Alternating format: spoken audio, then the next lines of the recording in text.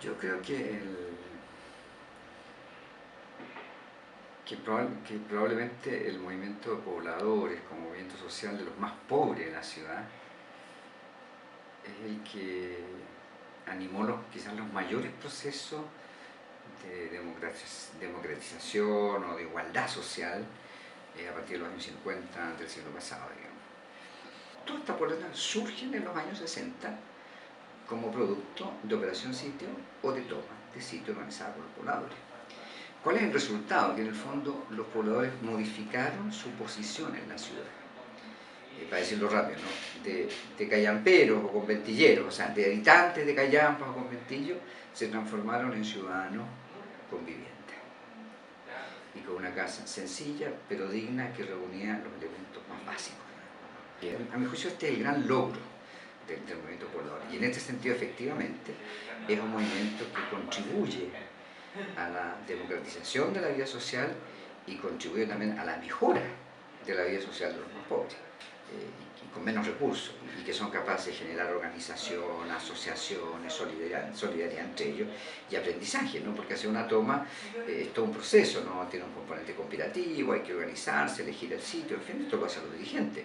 Y una vez que se produce la toma hay que tratar de permanecer en el lugar, entonces se busca el apoyo de los partidos, vienen los parlamentarios, se evita el desalojo, y una vez que se permanece allí, bueno, hay que organizarse en comités, digamos, comités de vigilancia, comités de construcción, comité de alimentación, comité de salud, comités de solidaridad, o sea, por lo tanto hay también una experiencia de democracia, de participación, de asamblea, muy relevante, digamos. O sea, en el fondo, yo diría, a pesar de que el concepto no es muy popular en Chile, los pobladores se hacen ciudadanos.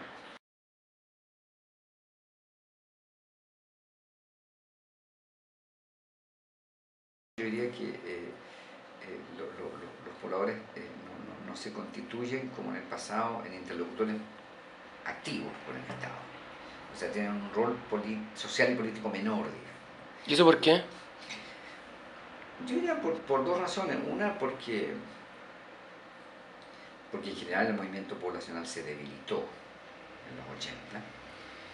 Es decir, toda esa energía del ciclo de los 60 o el ciclo de protesta de los 70 no se tradujo en que los pobladores encontraran también un lugar en la estructura política distinta.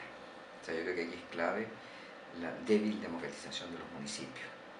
O sea, en el fondo nosotros heredamos los municipios de la dictadura con algunas reformas que permiten la elección del alcalde y los concejales y la asignación de fondos del Estado central, pero no generamos formas de gobierno local que reconozca la participación y valore la participación de las propias organizaciones sociales.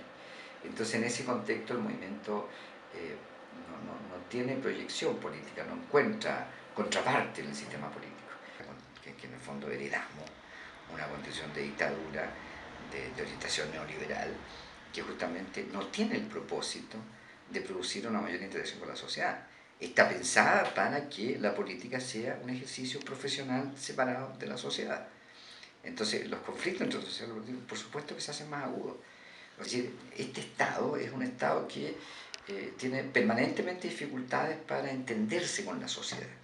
Yo creo que ahí está el problema mayor de hoy. Esto no siempre ha sido así, o sea, yo creo que justamente el gran proceso de democratización que vive la sociedad chilena hasta los años 60 tiene que ver justamente con una relación de mayor cercanía y más activa entre el Estado y la sociedad. Eso es lo que rompe el golpe de Estado.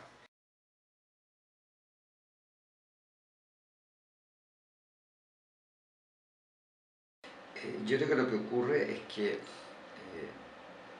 al ser un sector más minoritario, o sea, no tener la masividad que esto tenía en los años 50 y 60, le resulta más difícil alcanzar visibilidad. Yo diría por dos razones. Una, porque en general el movimiento poblacional se debilitó en los 80. Es decir, toda esa energía del ciclo de los 60 o el ciclo de protesta de los 70 no se tradujo en que los pobladores encontraran también un lugar en la estructura política distinta. O sea, yo creo que aquí es clave la débil democratización de los municipios. Entonces, en este contexto, el campamento es un actor más que de alguna manera es dependiente de la mayor o menor eficacia de las políticas públicas, pero no tiene esa presencia tan activa como movimiento social como lo tuvo en los 60-70. Como la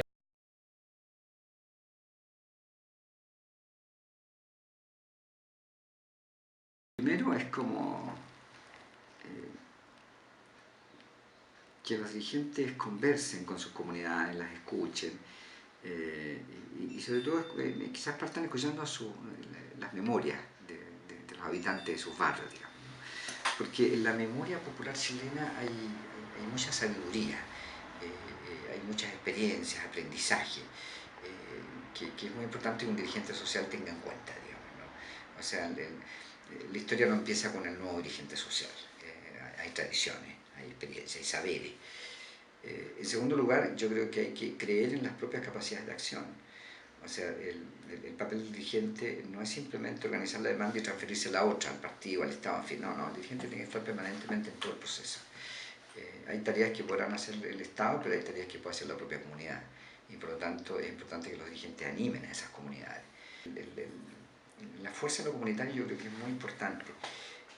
Y sería deseable en un mediano plazo y en un nuevo orden constitucional que efectivamente los pobladores definieran qué políticas de salud requieren, qué políticas educativas, qué políticas de transporte público, qué políticas culturales, de recreación.